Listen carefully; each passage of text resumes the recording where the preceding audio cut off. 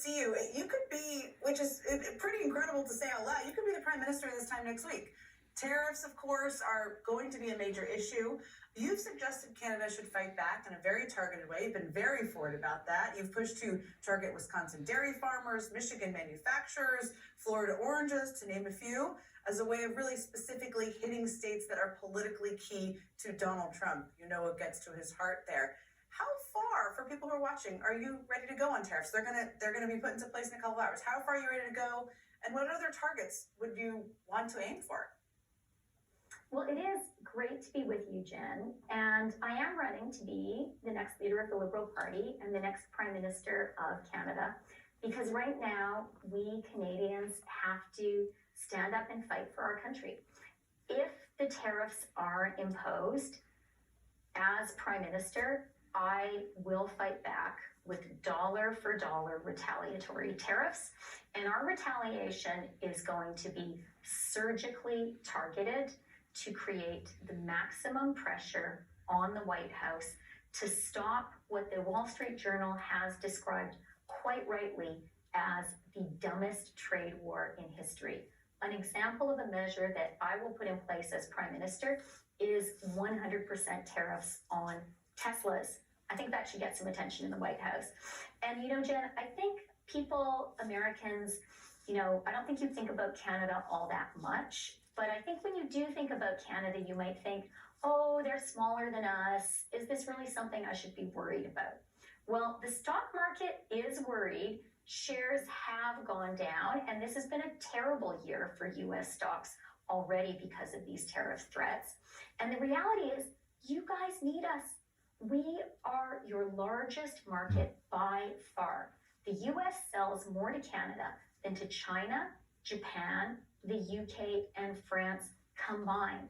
So we do have leverage, and as Prime Minister, I will use it. And not because I want to. I mean, the irony about this, the stupidity about this is right now we have a balanced and mutually beneficial relationship. There is a win-win here. There is an exit ramp.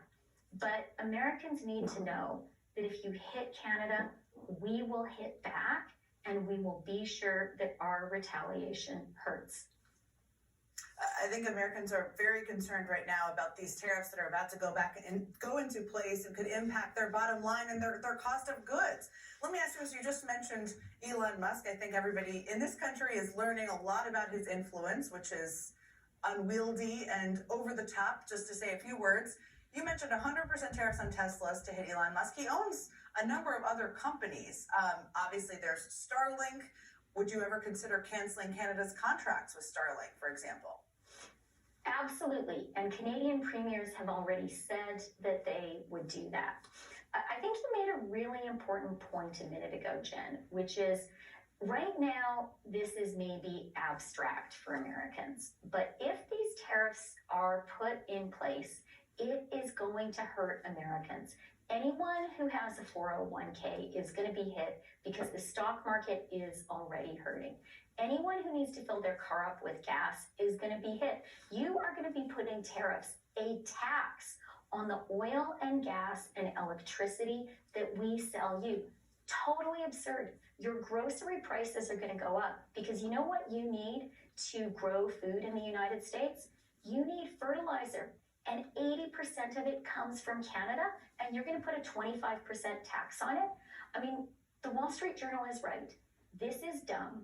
This is utterly self-mutilating, and our retaliation is going to make it worse because we can't stand for these attacks on our economy.